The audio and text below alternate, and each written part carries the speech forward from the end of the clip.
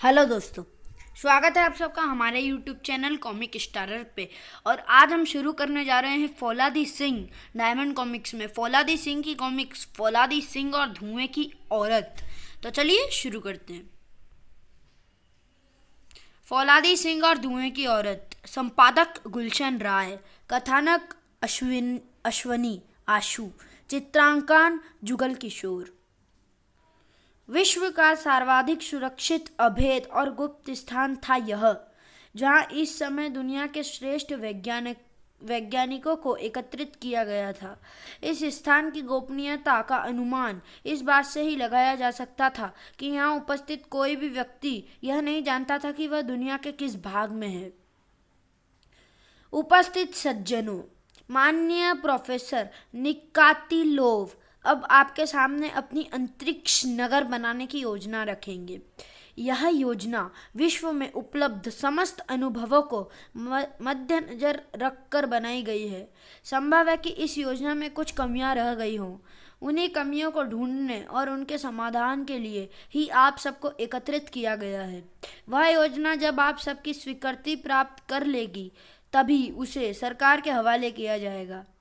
योजना की गोपनीयता को ध्यान में रखकर ही माननीय निकातिलोव ने वह योजना किसी कागज पर नहीं बल्कि अपने दिमाग में उतारी है। अब वह प्रथम बार अपनी योजना आप सबको बताने जा रहे हैं। प्रोफेसर निकातिलोव अपने स्थान पर उठ खड़े हुए। मेरे अजीज दोस्तों, अंतरिक्ष नगर बनाने का स्वप्न कोई नया नहीं है। काफ़ी समय से हम लोग अंतरिक्ष नगर की स्थापना के बारे में सोच रहे हैं और केवल सोच ही नहीं रहे बल्कि इस सिलसिले में समय समय पर अपने अनुभवों में वृद्धि भी करते रहे हैं। मैंने जो योजना बनाई है उसमें मेरे ही नहीं आप सबके अनुभव भी सम्मिलित हैं। और अब पेश है वह योजना जिसे जानने के लिए आप सबको यहाँ एकत्रित किया गया है। ठीक इसी समय हॉल की इस्पाती छत में से धुएं की लकीरें निकलने लगी, पर वह लकीरें हॉल के वातावरण में फैलने की बजाय एक ही स्थान पर एकत्रित हो रही थी। और प्रोफेसर निकातिलोव अभी अपनी योजना का पहला शब्द बोलने ही जा रहे थे। एकाएक पूरा हॉल किसी नारी कंठ के अट्ठास से झंझना उठा। कोई कल्पना भी नहीं कर सकता था कि यह अट्ठास वह धुएं की लकीर लगा रही है जो अब धुएं का छोटा सा बादल बन चुकी थी। अचानक इस हॉल में तो बाहर की वायु भी नहीं आ सकती, फिर यहाँ धुआं कहाँ से आ गया? अट्ठास लगाता वह धुआं एक आकृति धारण करने लगा और देखते ही देखते वह धुआं औरत का संपूर्ण रूप धारण करके मेज पर उतर आया। सज्जनों, ब्रह्मांड की सबसे महान रानी अल्फा आप सबका अभिवादन करती है। और फिर उस धुएं की औरत में रंग भरने लगे और अब वह सचमुच की एक औरत थी। प्रोफेसर निकातिलोव, अभी पृथ्वी का विज्ञान और पृथ्वी के लोग इस काबिल नहीं हैं कि तुम उन्हें अपने अंतरिक्ष नगर की योजना बताओ। मैं यहाँ सिर्फ इसलिए आई हूँ। तभी हॉल की दीवार में एक द्वार उत्पन्न हुआ और रोबोटों का एक दस्ता नजर आया। यह लीजिए, अध्यक्ष महोदय ने खतरे का अलार्म बजाकर सुरक्षा दल भी बुला लिया।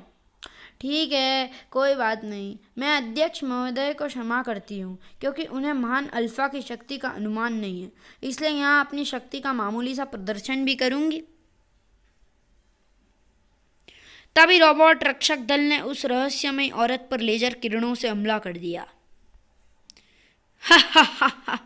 महान अल्फा पर इन किरणों का प्रभाव न होगा और अब महान अल्फा तुम्हारे इस अभेद दुर्ग के इन इस्पाती पुतलों को ठोस पिंडों में बदल देगी।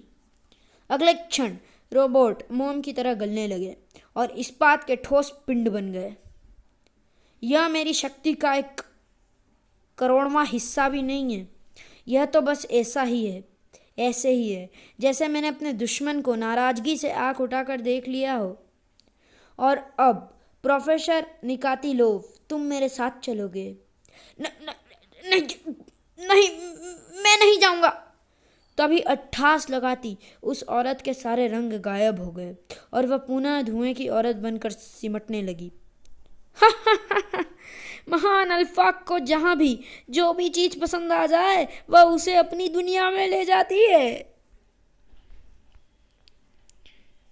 उस समय धुएं का बादल बनी उसी औरत में से धुएं की एक लकीर लहराई और न, न, नहीं, मैं नहीं जाना चाहता, बचाओ।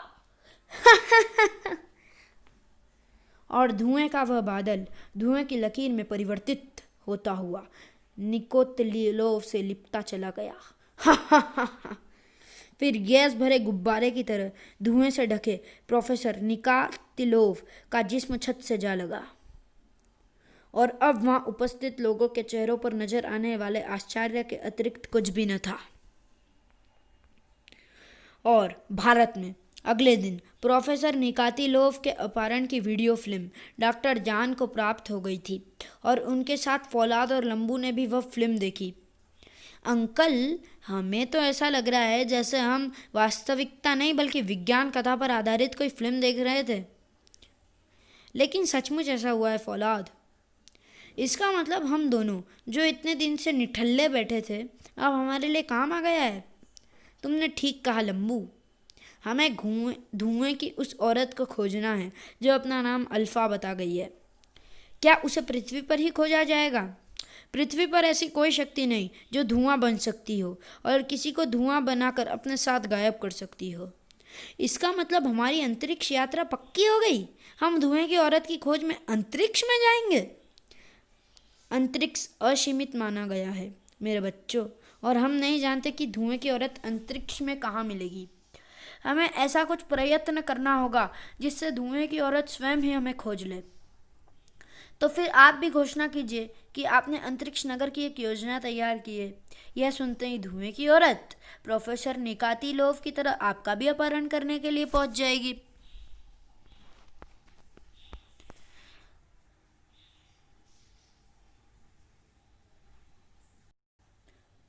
जबकि मैं यह सोच रहा हूँ कि प्रोफेसर निकोतिलोव ने तो सिर्फ योजना बनाई थी और उनका अपहरण हो गया। लेकिन अगर हम योजना बनाकर लोगों से उसकी स्वीकृति लेने की बजाय अगर अंतरिक्ष नगर बनाना ही आरंभ कर दें तो उस स्थिति में धुएं की औरत क्या करेगी? निश्चित रूप से इतना तो होगा ही कि वह आपके सामने आने के लिए विवश हो जाएगी। यह बात अलग है कि वह आपका अपहरण कर सके या ना कर सके। अंतरिक्ष नगर हम यहीं पर तैयार करेंगे।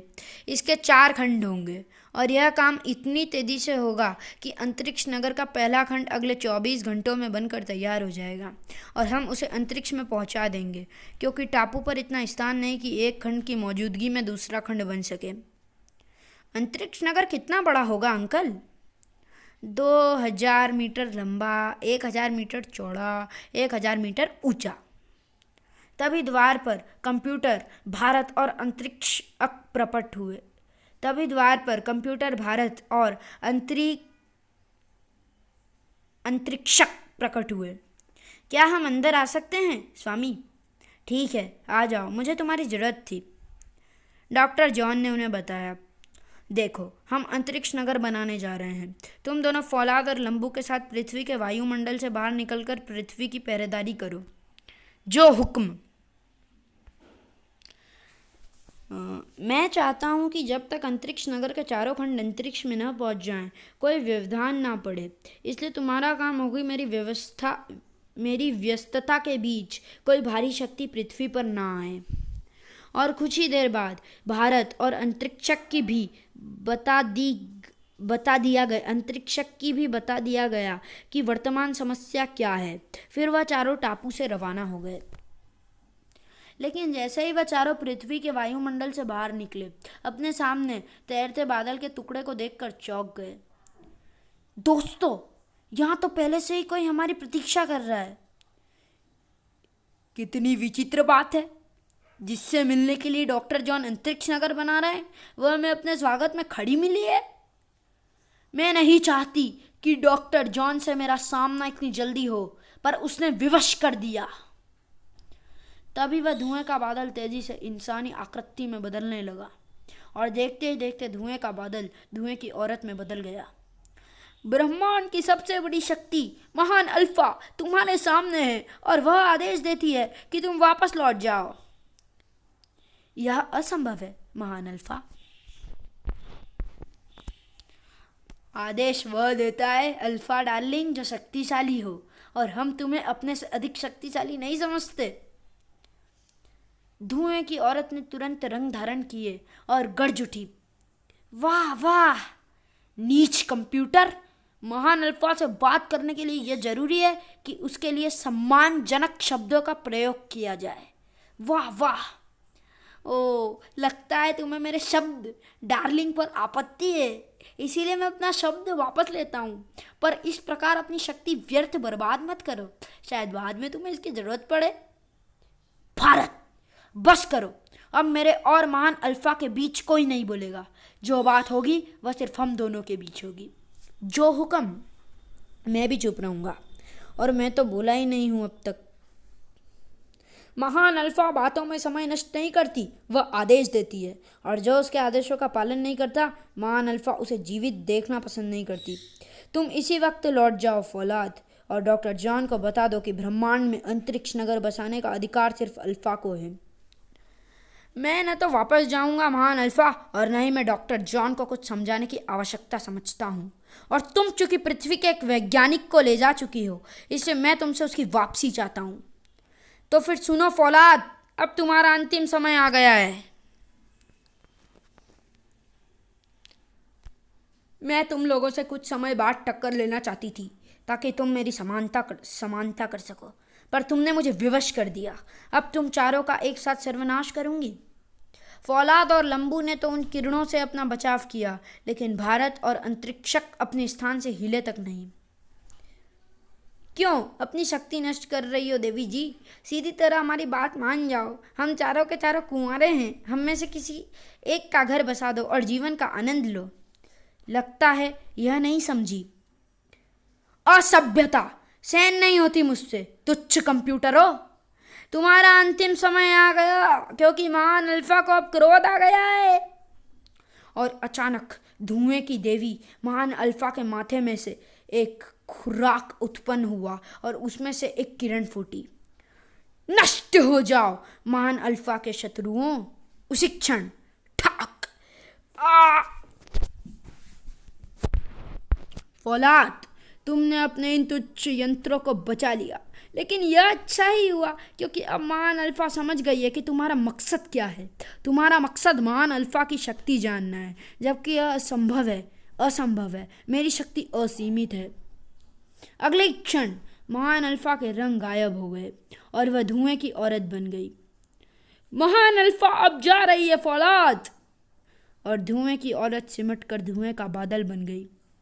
लेकिन जाने से पहले वह डॉक्टर जॉन को एक ऐसा मानसिक आघात देकर जाएगी जिसे वह जीवन भर नहीं भूलेगा। तुम जानते हो वह आघात क्या होगा? नहीं जानते? मैं बताती हूँ, सुनो। वह आघात होगा फौलाद। में फौलाद को अपने साथ ले जाऊंगी। वो आघात होगा फौलाद। मैं फौलाद को अपने साथ ले जाऊंगी। ओह नहीं! कैसी मूर्खता थी फौलाद के इन चहेतों की। भला धुएं पर भी इनका कोई प्रहार सफल हो सकता था क्या? तो चलिए दोस्तों, वीडियो को यहीं ख़त्म करते हैं और मिलते हैं इस फौलाद की बेहतरीन कॉमिक्स के अगले भाग में। तब तक के लिए goodbye. Thanks for watching.